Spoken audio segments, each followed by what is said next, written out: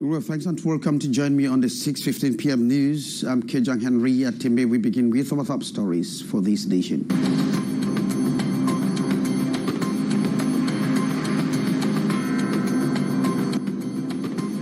Class 6 pupils across Cameroon confronted their first ever public examination this morning. Though Bamenda and its environs are currently in a separatist imposed lockdown, candidates brave all the odds and sat for the common entrance examination into secondary school under very tight security. The 6:15 p.m. news brings you news on the examination atmosphere and Unity and National Integration Village launch ahead of the 50th anniversary celebration of the National Day come Friday. The village promotes Cameroon's rich cultural heritage, as we are going to get in this edition of the news. Those were our top stories. In a split second, we are having the news.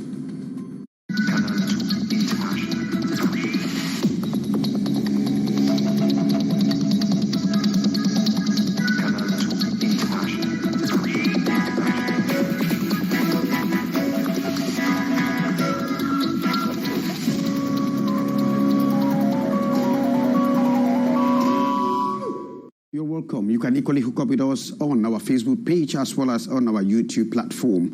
Class 6 pupils and their counterparts of Kumo and Duro of the French subsystem of education today sat for the 2021-2022 government common entrance examination into colleges across Cameroon. And despite the heavy rains that battered the city of Yaoundé, accommodation centers witnessed an impressive turnout of pupils who were for their first ever official examinations. Hyacinth Chia walked across some of the examination centers in Yaoundé and files this report. At the Bastos 1 Government Bilingual Primary School Sub-Center, like other centers in Yaoundé, the exercise kick-started at 8 a.m. with Mathematics Paper 1. The candidates massively defied the heavy downpour during the morning hours to answer present in their respective examination halls, but few absences were recorded. For their enrollment, they are nearly all there. The sub-center of 739 candidates, 6 are absent, 3 girls and 3 boys. Little irregularities quickly handled. We had some, we don't know whether it was through the media center or not, but as we did not see their names on the list and they had no acceptance slips here, so we believe that the schools are responsible for that, and so they had to then rush to their center saying that they missed their sub-center. And here at the Government Bilingual High School Colleton, some 527 pupils sat for the concours d'entrée en sixième in the French subsystem. The exercise was equally unfolded, hitch-free, but for a special case rapidly handled with special measures. We had a special case, the case of a candidate who is deaf and dumb. The candidate could not write a dictate. We asked to our hierarchy, give us the subject that going with that case, that special case, correction orthographique. The young Cameroonians knocking at the doors of Form 1 and CZM will be highly awaiting their results in 2 or 3 weeks. Well, thanks very much, Hyacinth. Even though Bamenda and its environs are currently in a separatist imposed lockdown, Class 6 pupils actually braved all the odds and sat for the examination into secondary school. The youngsters were accompanied by their parents to the different examination centers for security reasons. The public exams take place under very tight security. Regina Leket Tandak with calls from our Northwest Regional Bureau Chief Correspondent, Annie Collins. Thousands of candidates have this Tuesday, May 17, sat down for the government common entrance examinations into general and technical secondary schools in Bamenda and other parts of the Northwest region and the country at large. Very early this morning, parents and guardians took responsibility to accompany their children to sit in for their first ever public exams. I left my home as early as about 5:30, and by 6:45, I was already at the center to ensure that my child writes the common entrance examination. Meanwhile, due to insecurity in some towns and villages, some candidates earlier traveled to Bamenda and camped in makeshift areas well ahead. Candidates from some sub-centers had a joint morning devotion at the accommodation center at St. Joseph School Complex, Big Mancon. For the government common entrance general and 66 for government common entrance technical. But at the end, 4 children did not write to the government common entrance general. That's 1 boy and 3 girls. And then 1 boy did not write to the government common entrance technical. I tried to find out, and those coming from DOC told me that there was one who was supposed to join them, but since she didn't come with them on that Sunday, there was no way that she could come again. For fear of the unknown, owing to a lockdown, parents braved the rain and scorching sun all day long to wait for their children. If you leave them, when they finish, they will not be able to go on their own. So it was important for us to wait so that when they finish, we can take them back home, especially that there's no circulation. Bamenda and some parts of the Northwest region are currently observing a lockdown as separatist fighters continue their standoff with government over public festivities like the upcoming National Day celebrations. Well, thanks, Regina. And we talk National Day celebration. A cultural exhibition has been organized in Yaoundé in prelude to the National Day celebration. The exhibition showcased the 4 cultural zones of Cameroon with a display of traditional dances and food from the 10 regions of Cameroon. Umul Kosumi says the exhibition was organized by the Civil Demonstration Committee of the Ministry of Youth and Civic Education.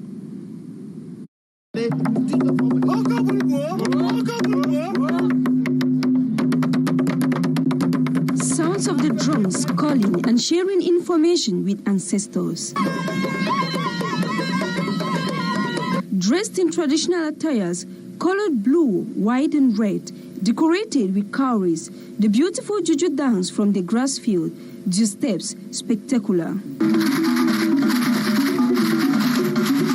According to Francois Bengono, a Cameroonian traditionalist, no illness in Africa is incurable.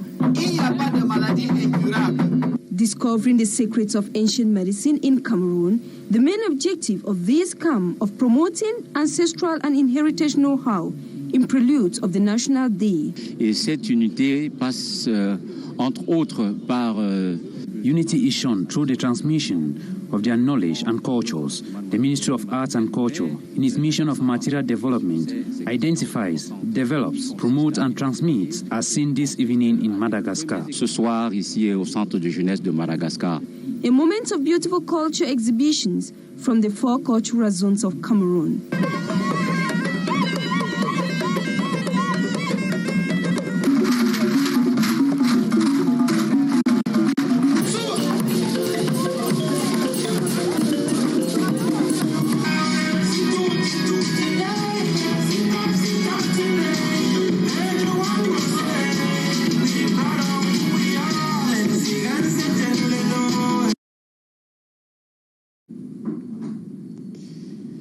Well, thanks, Umul. And the Unity and National Integration Village has been officially inaugurated or opened in Yaoundé. Considered a sensitization and education outlet, the village provides the opportunity for attendees to purchase basic commodities at very cheap rate and, of course, to promote cultural heritage. Yaoundé Bureau Chief Correspondent Beatrice Ngamo.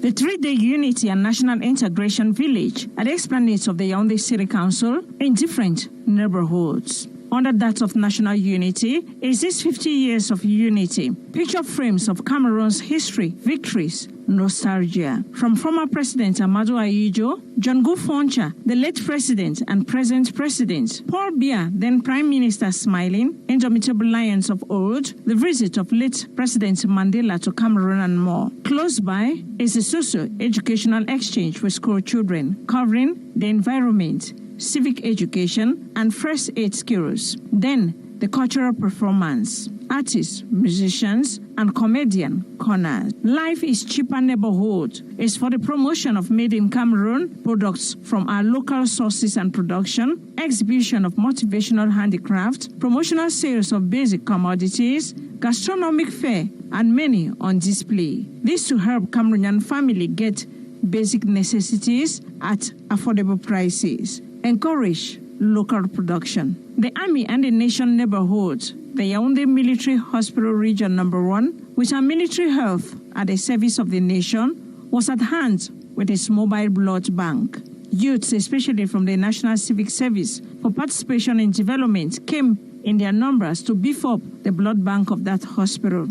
Other civil military activities, sharing of experience from the Firefighters Corps, citizenship awareness, and many on program. The last neighborhood is on citizenship and national integration, covering quiz, trial, diaspora, entrepreneurship days, and more. Through wisdom of life, he uses painted coconut and palm nut shells to demonstrate the place and force of unity. This year's National Day, come May the 20th, is under the theme Defense and Security Forces at the service of the people in preserving peace and social cohesion, a guarantee for an emerging Cameroon. Now, what is the link between the National Day and the Unity and National Integration Village that was opened at the esplanade of the Yaoundé City Council? Now, this question was put to the Minister of Trade by our Yaoundé Bureau Chief Correspondent, Beatrice Ngamo. Indeed, it's our unity, national cohesion, national integration. If you cannot eat, if you cannot feed the population, if you cannot produce, if you cannot process the product, and if you cannot sell the product, and sell the product at a good price, you know, you will be a disjunction between the population. The unity will be breaking. If you have the unity, it's because in spite of those difficulties, in spite of those obstacles coming from the world, we in Cameroon, we can eat every day. Each of us is able to eat through himself, but also through the national solidarity. And I think that is a virtue, you know, we are inspired from our unity. It's important to celebrate it. It's very important. People, Cameroonians have to be conscious that really they are living in a blessed country. Well, that was the Minister of Trade, Luc Magwambarga Atangana, talking there to our Yaoundé Bureau Chief Correspondent, Beatrice Ngabu. And in more news, farmers have expressed fears that rising prices might affect or might cause food shortages in the months ahead, and of course have called on the government to step in and assist them. Some of them have turned to alternative fertilizers such as bioorganic manure or fertilizers and the compost manure, but then they say it cannot arrest the situation. Ambo Gladys Dibang reports. Farmers and fertilizer dealers are devastated as the prices of agricultural inputs continue to soar. Les engrais qui ont augmenté dans notre boutique, c'est l'urée. Urea and 2010 are the fertilizers that have noticed price increase, including those in bags that are being retailed. These particular brands now sell at 31,000 CFA francs, up from 17,000 francs CFA. Avant, on vendait à 17 000, maintenant c'est 31 000. Nous sommes en train de vivre une situation qui est vraiment déplorable pour nous les planteurs. The situation is deplorable. Imagine buying a bag of fertilizer at 31,000 francs CFA, and you need 10 to 12 bags to use on the portion of farmland that you have. The cost is too high that you might not recuperate the money you invested. Talk less of making profits from your hills. Finalement, va manger presque tout le revenu que vous pouvez gagner. We are unable to cope. It's complicated. Farmers in general are in difficulties. Some farmers are obliged to use bioorganic fertilizers and compost manure as substitute alternatives commended by agriculturalists who reveal that chemical fertilizers burn the soil and threaten the future of farmers. Farmers got in contact with fertilizers because the petroleum industry never knew where to, or never wanted to spend a lot of money for their waste. So they thought an alternative was to transform it to fertilizers and give to farmers. And I really want us to know as well that the government of Cameroon has long put a ban on chemical fertilizers. And it's not only the government of Cameroon, many other countries. There are a lot of cheaper alternatives. Economists, however, say in such circumstances, government needs to come up with policies to assist farmers. When stakeholders in the agricultural production chain are in difficulties because of price increase in products, there is need that government takes measures in order to guarantee food security. If not, the inflationary rate will be unbearable and the responsibility to experience food shortage. Remember, a hungry man is an angry man. Fertilizer price hikes have been blamed on the Russian-Ukrainian conflict as supply chains have been disrupted. Russia is the largest exporter of fertilizer. Well, thanks, Gladys. Third report brings us to the end of this edition of the 650 News. I've been Kejang Henry Athebe, thanking you for always keeping the faith with us. And from all of us, it's goodbye from me.